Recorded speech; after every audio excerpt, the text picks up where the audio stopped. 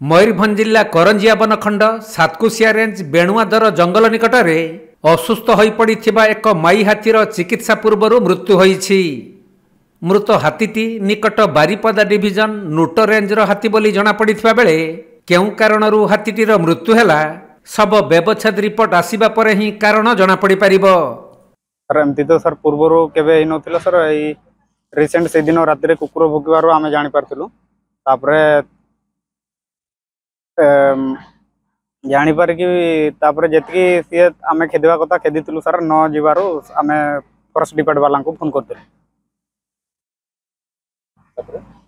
Sir forest वाला आसिकी राति जगिले आम साहय कलु आम भी जगी राति सारा तापर सकाळ प्राय 12टा कि गुटे हम से आठू चली पारे ना सर ये रही गले।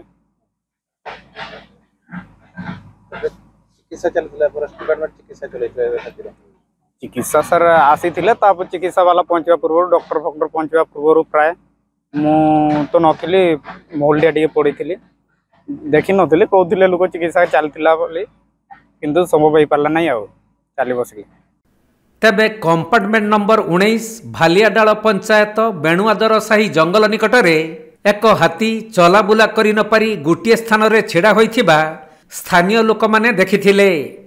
परे ए नै वन विभाग को खबर दिया जिबारु सातकुशिया वन्यप्राणी रेंज अधिकारी रविंद्रनाथ महंत और अन्य वन कर्मचारी माने घटनास्थल रे आसी पहुंचीथिले। आउ हाथीटीर चिकित्सा पई उद्यम करुथुवा बेले हाथीटीर मृत्यु होई जाइथिला। सूचनायोग्य जे गत एप्रिल मास 29 तारिख दिन सातकुशिया रेंजर शालचुआ पंचायत शालचुआ फुटबॉल पड़िया निकटरे एक दंता हाथीर मृत्यु होइथिला।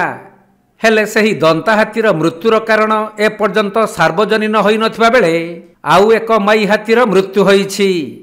गत 10 तारिख राति 12टा परे परे ए हाथी को डिटेक्शन करा गला एवं सकाळे देखा गला से गोटे जगह छिड़ा होइछि।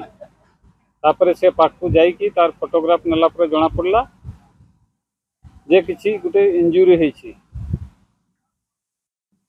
तापर खबर देला परे मु आम स्टाफ मु एवं हमर वीएस महोदय को डाकी ट्रीटमेंट करबा पई आसला भितरे गत आम स्टाफ थाई कि गोटे 45 पाखापाखि तार मृत्यु हला। जेहेतु आमर एसओपी अनुसार 3 जन वीएस दरकार कारण जड़े वीएस आसते आ 2 जन वीएस आसुले किंतु आफ्टरनून हला बेलू गतकाली रखीदेलु। आज सकाळे समस्ते बाहरी आसी पोस्टमार्टम कलारू जना पड़ला तार बाँ गोड़ फ्रंट बाँ गोड़ आंठू तल को भांगी जाइए जो थ्रु कि तार प्रबल ब्लीडिंग है और मृत्युवरण कला। धन्यवाद।